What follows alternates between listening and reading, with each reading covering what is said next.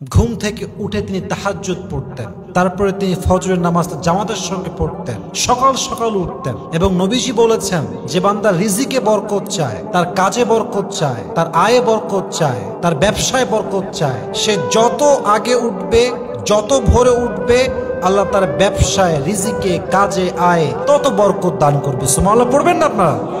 আমরা অনেকে এক ঢোকে পুরো বোতল খেয়ে ফেলি। মাঝে মাঝে আমরা ভুল করি, এর মাঝে আমিও আছি। আবেগ কাজ করে, বিবেক কাজ করে না। সায়েন্স বলছে, যখন কোনো মানুষ এক ঢোকে পানি পান করে, তখন আমাদের ব্রেনের যে ইলেকট্রোলাইট আছে এটা বেড়ে যায়, এবং এই ইলেকট্রোলাইট বাড়ার জন্য মাথা ব্যথা বাড়ে, মস্তিষ্কে চাপ পড়ে, মানসিক চাপে আমরা ভুগি। নবীজির প্রত্যেকটা কথা it's scientifically proven and it's scientific and it is scientifically based.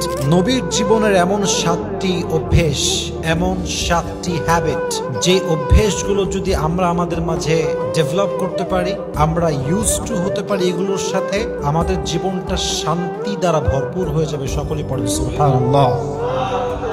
আমাদের জীবনটা শান্তিপূর্ণ হোক, আমাদের মাইন্ডে এবং আমাদের হার্টে পিস থাকুক, রব প্রদত্ত শান্তি থাকুক, আমরা সুস্থ থাকি, একটা হেলদি লাইফ লিড করি। এটা আমরা সবাই যুবক ভাইরা চাই কি চাই না? যদি আমরা সত্যিই চাই, এই 7টি নবীর অভ্যেস আমাদের লাইফে আমরা ডেভেলপ করব, আমরাও এগুলো আমল করব। সকলেই মন করে পড়েন ইনশাআল্লাহ, জোরে বলেন ইনশাআল্লাহ। নাম্বার 1, নবীর জীবনের একটি সুন্দর স্বভাব এবং অভ্যেস হচ্ছে, নবীজি সবসময় তাহাজ্জুদের সময় ভোর রাতে আগে ঘুম থেকে উঠতেন। সুবহানাল্লাহ পড়বেন না? সবার আগে ঘুম থেকে উঠতেন। ঘুম থেকে উঠে তিনি তাহাজ্জুদ পড়তেন, তারপরে তিনি ফজরের নামাজ জামাতের সঙ্গে পড়তেন, সকাল সকাল উঠতেন। এবং নবীজি বলেছেন, যে বান্দা রিজিকে বরকত চায়, তার কাজে বরকত চায়, তার আয়ে বরকত চায়, তার ব্যবসায় বরকত চায়, সে যত আগে উঠবে, যত ভোরে উঠবে, আল্লাহ তার ব্যবসায়, রিজিকে, কাজে, আয়ে তত বরকত দান করবে। সুবহানাল্লাহ পড়বেন না আপনারা? আমাদের এই জেনারেশন থেকে ভোর রাতে ওঠার যে ট্রেন্ডটা, যে মেন্টালিটিটা, এটা দূর হয়ে গেছে। ইটস জাস্ট বিকজ আমরা রাতের বেলা ফেসবুক স্ক্রল করি রাত 3টা থেকে 4টা পর্যন্ত। ইভেন এই জেনারেশনের অবস্থা আজকে এমন হয়ে গেছে আমাদের, যে আমরা মূলত ঘুমাই ফজরে আজান দিলে, যুবক ভাইরা ঠিক কিনা বলেন? We have to change this habit if we want to take the barakah in life. যদি আমরা জীবনে বরকত পেতে চাই, পিস পেতে চাই, শান্তি পেতে চাই, তাহাজ্জুদের সময় উঠার দরকার যুবক ভাইরা। ভোর রাতে উঠার দরকার আছে না নাই যুবক ভাইরা? আল্লাহ বোঝার তৌফিক দান করুন। সকলেই আমরা মন খুলে পড়ি আমিন। যখন কোনো বান্দা ভোর রাতে ঘুমিয়ে থাকে, ফজরের সময় আমার দিকে তাকান, ফেরেশতা রিজিকের বন্টন করে ফজরের সময়, ভোর রাতে। তো যখন বান্দা ফজরের সময় না উঠে ঘুমিয়ে থাকে, ফেরেশতা রিজিক নিয়ে তার মুখের উপরে মারে এবং সে বলে, আল্লাহ লানত তোমার উপরে, যে সময় তোমার রিজিক বন্টন হবে সেই সময় তুমি গাফেল হয়ে আছো, উদাসীন হয়ে আছো।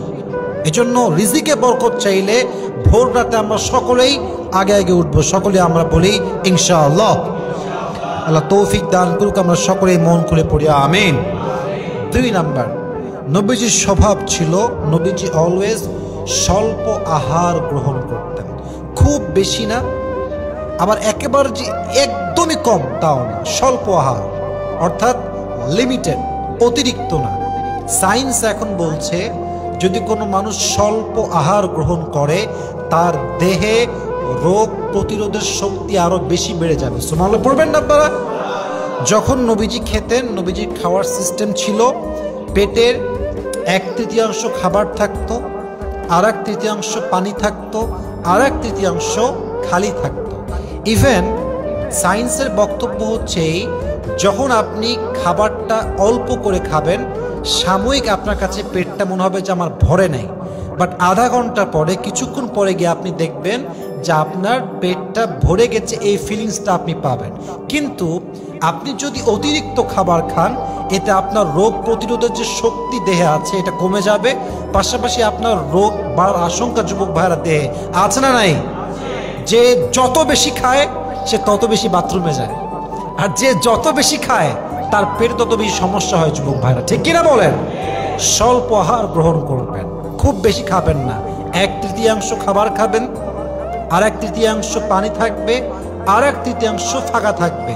তাহলে আপনার দেহের সমস্ত রোগ প্রতিরোধ করার শক্তি বাড়ায় দিবে একজন, তিনি কে? 3 নাম্বার, ধীরে ধীরে খাদ্য গ্রহণ করা। অনেকে দেখবেন খাপ খাপ খাপ খাপ করে খায়, এবং এতে করে কি হয়, তার পেটে কন্টিনিউয়াসলি খাবার যেতে থাকে। সায়েন্স বলছে খাওয়ার পরে মস্তিষ্কের যে সংকেত আসে এটা আসতে প্রায় 30 মিনিট লাগে।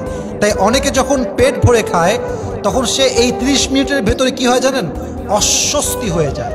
ফলে তার যেই সংকেতটা আসার কথা এখানে বিঘ্নতা ঘটে, সমস্যা ঘটে। আর যখন ধীরে ধীরে মানুষ খায় তার ব্রেনের যেই অ্যাক্টিভিটি লেভেলটা, এটা আগে যেমন ভালো কাজ করতো ঠিক তেমনই ভালো কাজ করে। সুবহানাল্লাহ পড়বেন না তো সবাই? অতএব খাওয়ার ক্ষেত্রে নিজেকে ঠিক রাখার জন্য ধীরে ধীরে খাদ্য গ্রহণ করবেন। রাজি আছেন তো সবাই ইনশাআল্লাহ? 4 নাম্বার, নবীজির একটি সুন্দর স্বভাব হচ্ছে নবীজি সবসময় পরিবারের সঙ্গে খাবার খেতেন, পরিবার নিয়ে খেতেন। হাদিসে আসছে পরিবার নিয়ে যদি কোনো বান্দা খাবার খায়, মায়ের সঙ্গে, বাবার সঙ্গে, বউয়ের সঙ্গে, সন্তানের সঙ্গে, তার মানসিক চাপটা কমে যায়। সুবহানাল্লাহ পড়বেন না আপনারা সবাই? পাশাপাশি তার রিজিকে আয়ে বরকত দান করে। একজন আওয়াজ দিয়ে বলেন তো তিনি কে? অতএব একা একা না খেয়ে বাসায় আব্বু আম্মু থাকলে আমরা আব্বু আম্মুর সঙ্গে খাবো, ওয়াইফের সঙ্গে খাবো, আমরা বাবা মায়ের সঙ্গে খাবো, বাচ্চার সঙ্গে খাবো। রাজি আছেন তো ইনশাআল্লাহ? 5 নাম্বার, নবীজির সুন্দর স্বভাব ছিল, নবীজি অলওয়েজ 3 ঢোকে পানি খেতেন। যুবক ভাইরা বলেন সবাই, কয় ঢোকে খেতেন সবাই? যুবক ভাইরা বলেন 3 ঢোকে। আমরা অনেকে 1 ঢোকে পুরো বোতল খেয়ে ফেলি। মাঝে মাঝে আমরা ভুল করি, এর মাঝে আমিও আছি। আবেগ কাজ করে, বিবেক কাজ করে না। সায়েন্স বলছে যখন কোনো মানুষ 1 ঢোকে পানি পান করে তখন আমাদের ব্রেনের যে ইলেকট্রোলাইট আছে এটা বেড়ে যায়, এবং এই ইলেকট্রোলাইট বাড়ার জন্য মাথা ব্যথা বাড়ে, মস্তিষ্কে চাপ পড়ে, মানসিক চাপে আমরা ভুগি। কিন্তু যখন কোনো মানুষ 3 ঢোকে পানি খায় তার ব্রেনের ইলেকট্রোলাইট যে সিস্টেমটা আছে এটা কন্ট্রোলে থাকে। ফলে তার মাথা ব্যথা, মস্তিষ্কের চাপ, তার ব্রেইনের চাপ, মানসিক চাপ সব কিছু স্থির থাকে, স্টেবল থাকে। পড়ুন সুবহানাল্লাহ। নবীজির প্রত্যেকটা কথা it's scientifically proven and it's scientific and it is scientifically based. প্রত্যেকটা কথা নবীজির বিজ্ঞানসম্মত, প্রমাণিত। সুবহানাল্লাহ পড়বেন না আপনারা? অতএব পানি যখন খাবেন 1 ঢোকে খাবেন না 3 ঢোকে খাবেন। রিল্যাক্স, স্থির হয়ে বসে 3 ঢোকে পানি খান। আপনার সমস্ত চাপ, ব্রেইনের মাথা ব্যথা কমায় দিবে। একজন আওয়াজ দিয়ে বলেন তো তিনি কে? বরং মাঝে মাঝে 1 ঢোকে পানি খেলে সায়েন্স বলছে, ডাক্তাররা বলছে আপনার পাকস্থলীও অনেক সময় ক্ষতিগ্রস্ত হয়ে যায়। আল্লাহ আমাদের সবাইকে বোঝার তৌফিক দান করুক। আমরা সকলেই মন খুলে পড়ছি আমিন। 6 নাম্বার, নবীজি তার একটি সুন্দর স্বভাব ছিল যে নবীজি অলওয়েজ শুধু রোজার মাসেই রোজা রাখতেন না, বরং প্রত্যেক প্রত্যেক সোমবারে অর্থাৎ রোজার মাসের বাহিরেও তিনি অন্য অন্য সপ্তাহে, অন্য অন্য মাসে নফল রোজা রাখতেন। সুবহানাল্লাহ পড়বেন না আপনারা? বিশেষ করে প্রত্যেক সপ্তাহের সোমবারের দিন রোজা রাখা নবীজির সুন্নাহ। পড়েন সবাই সুবহানাল্লাহ। সায়েন্স বলছে যে প্রত্যেক মাসে রোজা রাখে যে বান্দা, রোজা রাখার মাধ্যমে নিজেকে, এই যে আমরা এটা লম্বা সময় না খেয়ে থাকি, এটার দ্বারা বিজ্ঞানের দাবি করছে যে আমাদের দেহে অনেক রোগ প্রতিরোধ শক্তি বেড়ে যায়, অনেক রোগ আমাদের কমে যায়। এবং পাশাপাশি জাপানি বিজ্ঞানীরা বলেছেন যে রোজা অত্যন্ত একটি স্বাস্থ্যকর জিনিস। রোজা রাখার ফলে দেহের যে কোষগুলো আছে সারাদিন খাদ্য পানীয় না পেয়ে আমাদের দেহের মধ্যে থাকে, দেহের এই মৃত কোষগুলোকে সবল কোষ খেয়ে ফেলে। এতে করে কি হয়, একজন মানুষের দেহের যে রক্ত চলাচল আছে, ব্লাড সার্কুলেশন আছে, দেহের যে ফিজিক্যাল কন্ডিশন আছে, এটা ডে বাই ডে ডেভেলপ করে। দেহের সমস্ত রোগ বালাই মুসিবত আস্তে আস্তে দূরীভূত হয়ে যায়। সুবহানাল্লাহ পড়বেন না আপনারা? রোজাটা রাখলে শারীরিক লাভ হয়। এই জন্য নবীজি শুধু রোজার মাসে রোজা রাখতেন না, বরং অন্য অন্য মাসেও নফল রোজা রাখতেন। আমরা সকলেই চেষ্টা করবো তো ইনশাআল্লাহ। এটাকে বলা হয় হচ্ছে অটোফজি। এটা করলে কি হয়, রোজা রাখলে কি হয়, আপনার এই যে দেহের যে রোগগুলো আছে, কোষের যে সমস্যাগুলো আছে, এটা দূর হয়ে যায়। আল্লাহ আমাদের সবাইকে বোঝার তৌফিক দান করুক। সকলে আমরা মন খুলে পড়ি আমিন। আসুন আমরা শেষ অভ্যেসটা জেনে নিই। নবীজির সর্বশেষ একটি সুন্দর স্বভাব ছিল, নবীজি অলওয়েজ স্মাইল করতেন, অলওয়েজ মুচকি হাসি। সায়েন্স বলছে মুচকি হাসি এমন একটি হাতিয়ার মানুষের জীবনে, এটা মানুষের হার্টকে সচল রাখে, মানসিক চাপকে কমিয়ে দেয়, রোগ কমিয়ে দেয়। দেখবেন যার চেহারায় যত বিষণ্ণতা, তার হার্টে তত বেশি প্রবলেম। মানসিক চাপ, মনের কষ্ট, অনেক সময় এটা হার্টের চাপ ফেলে। দেখবেন অনেক মানুষ কষ্টেই হার্ট অ্যাটাক করে মারা যায়, যুবক ভাইরা, ঠিক কিনা বলেন? অলওয়েজ হাসি খুশি থাকবেন, স্মাইল দিবেন অ্যান্ড জাস্ট মুভ অন, আগায় যাবেন সামনের দিকে।